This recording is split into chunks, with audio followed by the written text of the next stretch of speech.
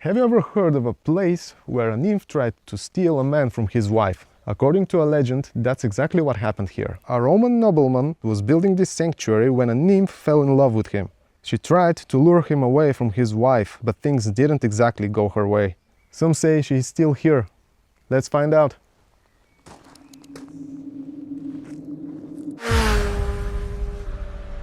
Ave Romans.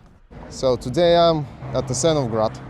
And I will go east, here at the end of the map, where Klukotnice is. There, what I'm about to visit is one very interesting Roman or Thracian sanctuary, which was a temple dedicated to the Nymphs and Aphrodite. Let's hit the road. So, about the place, it is believed that the Thracian who served in the military built this place as a temple of the Nymphs and Aphrodite, and his name is Titus Flavius, and this is the only one on the territory of Bulgaria. And I don't know if there is another Nymphaeum. They call it Nymphaeum, which is something new to me. But the most important, let's say, property of this place are the mineral springs, and everything is believed to be built in the 2nd century, and later they kind of extended this sanctuary there with more buildings and an amphitheater in the 3rd and 4th century. I recently heard about it, so I wanted to visit it. It is next to a village close to Klukotnice called Kasnakovo. About Titus Flavius, he is said to be a military commander for 30 years, and when he retired, Marcus Aurelius gave him these lands there to build whatever he wants, and that was kind of a common practice in the Roman Empire back then. I like the story about his past with the military and his interaction with Marcus Aurelius, because Marcus Aurelius is one of my favorite emperors, and his book to himself.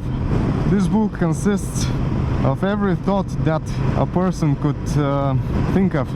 Whatever I have thought about life, about anything, I found it in this book. So strange. And why I think that Titus Flavius was really a Thracian military commander, because the Thracians were kind of well integrated in the Roman Empire, and a lot of Thracians were actually emperors. But that's not the case with our Titus Flavius. You shouldn't mistake him for the emperor Titus Flavius, even though they share the exact same name. Back then, when the emperor granted someone a citizenship, they also adopted his name. It was a tradition, and there could have been dozens of Titus Flaviuses running around, and honestly, this is a nightmare for modern historians. So that's Gorski Izvor. I'm getting closer. The village of Kasnakovo, the road to there is on the left side. I should go left here. That's what I think. Oh. And there was no single sign to Kasnakovo. And they have such a monument here. And it was actually turned into a monument of national significance in 1968. So it is really important one. This place has been known since 1898, but I still don't see any signs here. Oh, finally, Sanctuary of the Nymphs and Aphrodite. Oh, a small dog. No, no, no. Don't even think about it.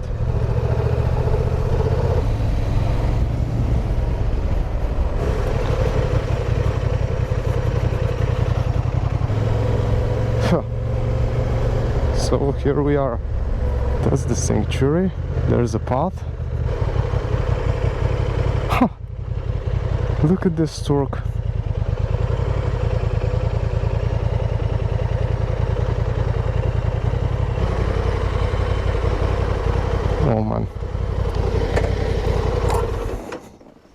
Let's walk the path now.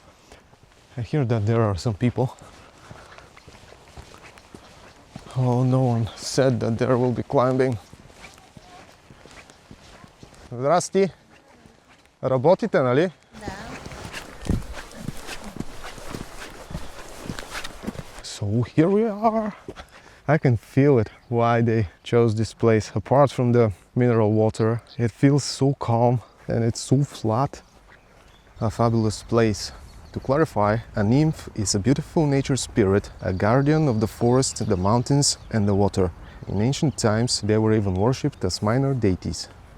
And alongside them was Aphrodite, the goddess of beauty and love. So this temple was a bridge between the raw energy of nature and the divine. As I see the main spring, and above it are 3 stones.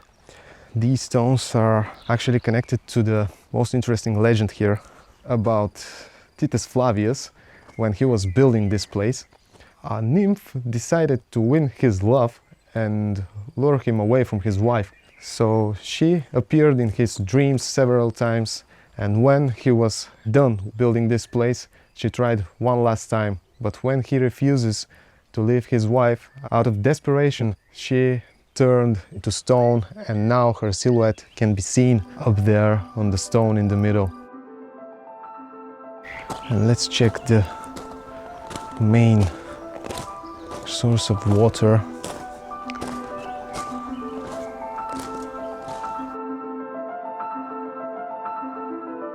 And here there are some carved letters, but they're pretty damaged. It is interesting.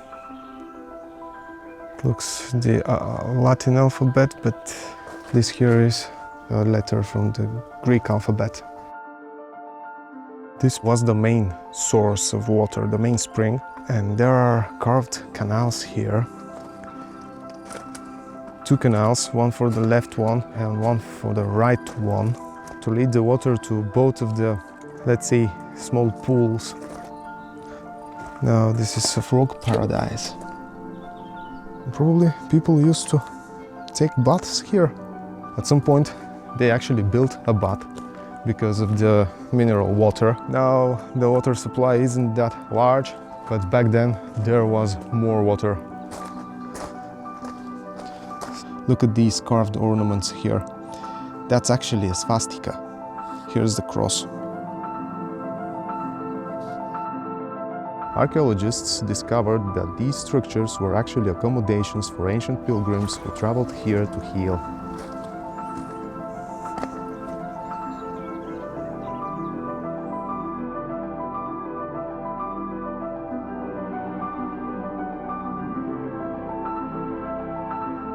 And there's the same building like this one, but on the other side.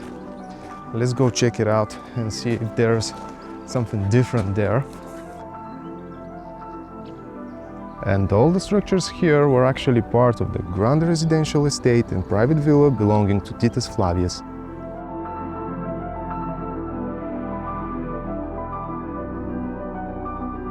And so this place used to have a colonnade here on the right side and on the left side. And these stones are actually the foundations, and they are the only thing that is preserved from these old times.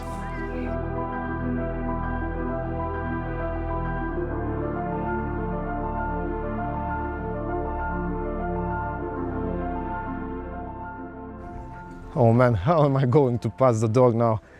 It is definitely waiting for me at the bridge. Time to go. I checked this place, I wanted to, and it's not bad actually. I like it. Definitely a good one. It is kind of well maintained, and I bought something, a souvenir, a mug, handmade one. You can definitely use it. I hope that I won't break it. So that's it for this one. If you liked it, hit the thumbs up and consider subscribing. I'm going to wrap it up and try my luck with the dog again. I hope that there won't be any casualties. So I'll see you later.